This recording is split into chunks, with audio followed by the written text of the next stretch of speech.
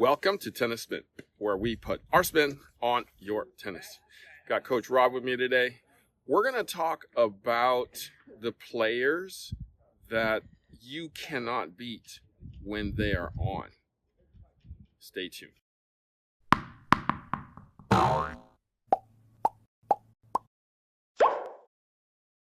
Hey man, you got a pair of socks I can use? You forgot your socks? Yeah man, I'm sorry. As a matter of fact, I do. Oh, there you go. RTP Ultra Grip socks. Hey, I like these. Hold on. Let me put them on. You know, Coach Good, those socks help prevent blisters by reducing friction on the sole of your feet. Zero energy loss from your speedy acceleration, stop and change directions on a dime, and reduces fatigue energy loss due to foot slippage inside your shoes. All right, man, let's go play. Let's go.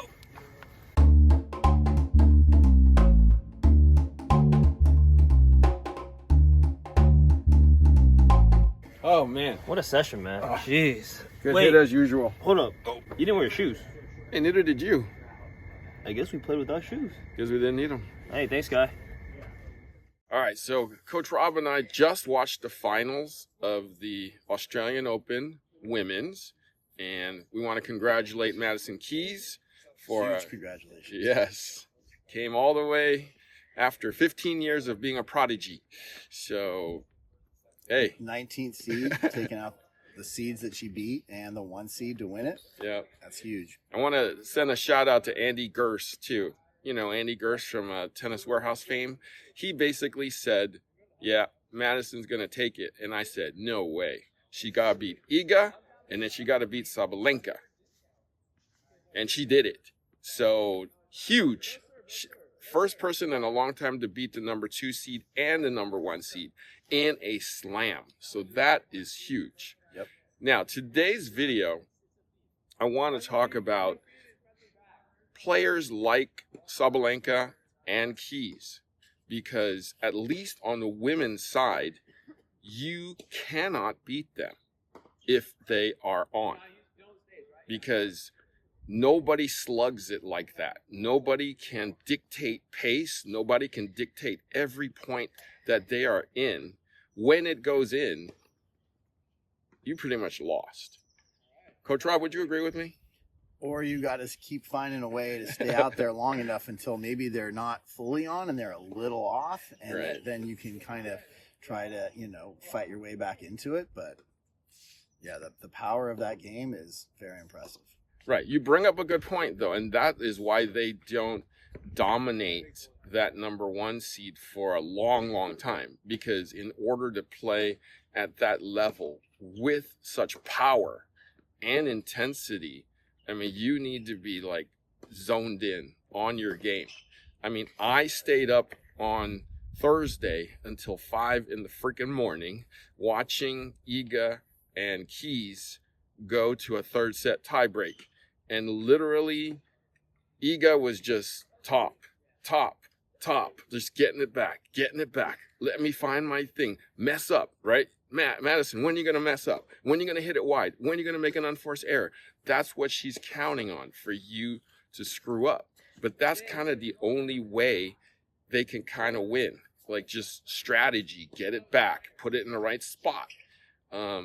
Iga can only do this. She doesn't actually flatten it out to absorb the pace and send it back as well as, like, Sabalenka can. So it's power versus power in that final.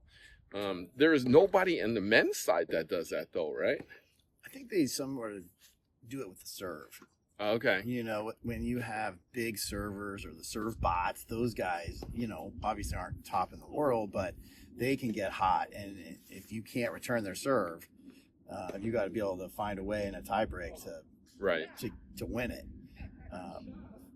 But yeah. That's a good point, because I remember like when Goran Ivanisevic played like Andre Agassi, he had like 60 aces and lost the match. Yeah, it's boring to watch. Yeah. Pew ace, pew ace, pew. Only when the tiebreaker starts. Yeah, exactly. Yeah.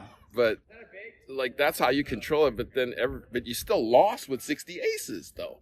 Yep. 3-1. Go figure, right? It's in the men's, it's a little more, power. You know, except for certain people that just kind of go high side over the net and just push it over until somebody screws up. Those people usually aren't in the top 10. Or top 5 or in the top, Yeah. They find their way, they grind, they get up there. Mm-hmm. But, David Ferrer is kind of David like Ferrer. that. Yeah. And to an extent, Dimadora is a little bit like Right. that as well.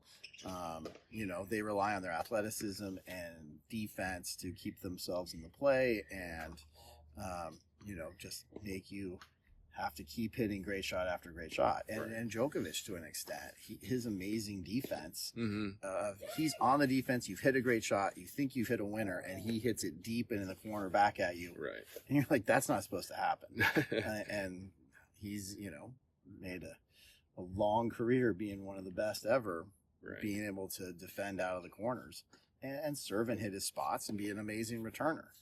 Right. But that's a little different because Right. you have to It's- pick your spots. Right. Like they absorb power well and put the shots in a place where you have to be back on defense, and then suddenly Djokovic is on offense just by putting it in a certain spot, not by blasting it past Right. you. So, but Keys went down the line a lot. She took a lot of chances, and it paid off for her. About the inside out forehand to win it. Oh yeah, That was sweet. right.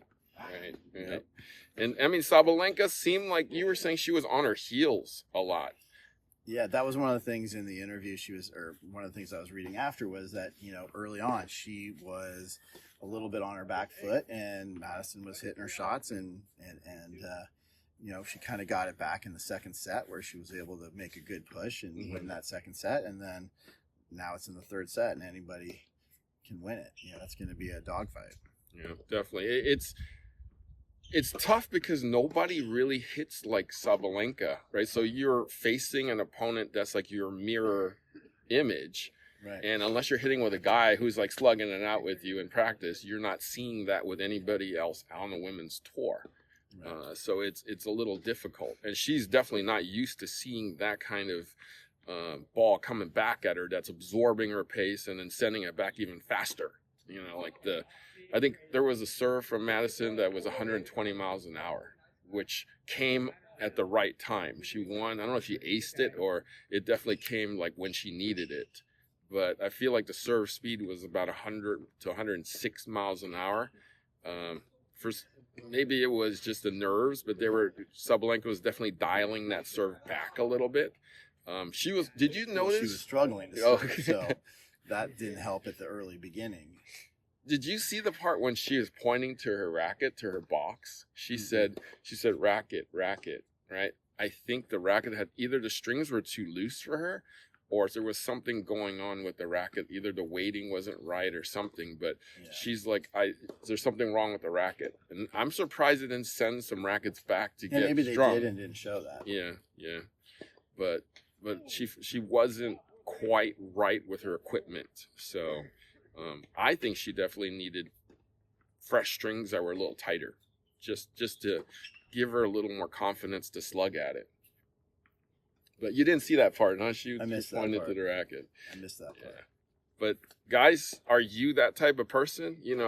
It's hard to actually be that person, to have the confidence to just slug, because most people are in the back of their minds like, it's going to go out. It's going to go out. So I can't do it that way. Let's get some top on it.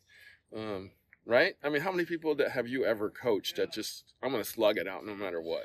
Everybody's a little different in their personality and their body shape. If you have a really tall person, you usually are having bigger hitters, bigger serve. They're playing shorter points. Right. You have someone maybe a little bit, not as tall. They're going to maybe be a bigger grinder. They're going to work the points. They can run things down. They don't get tired. Mm-hmm. So everybody's a little bit different in how, and some people are just not patient. Like I have one kid in high school now, he kind of looks like Sinner. He's tall, doesn't play like Sinner, but he hits it hard. And it's like, I'm trying to get him like, let's hit it 3 times in a row before you go ballistic and hit one off the back fence. Like keep the ball and play a little bit, but it takes a while to like be mentally confident that you can stay out there and hit that many shots. Right. Whether it be your strokes don't break down, your conditioning doesn't break down. So everybody's a little different in how they build their games. Well, no, it's a mindset too. You know, it's like, I'm going to build up to the speed. People want to just slug it out off the first shot. It's like, let me hit it 50%, 70%. When I get the next one, I'll go 90. Then I might go 100. It's like, you can't just go 100 off the first shot. It doesn't work too well. No. Usually. No. So that's what I'm saying. That's like, speaking from experience. No, me too. I'm a 3-shot guy, you know. I had to learn to dial it back. Are you one of those people? Can you dial it back, or are you just swing for the fence all the time? Because I know that people too. I know those type of people. It's like, if I hit it, it's going to go in. If I don't, it's hitting the fence.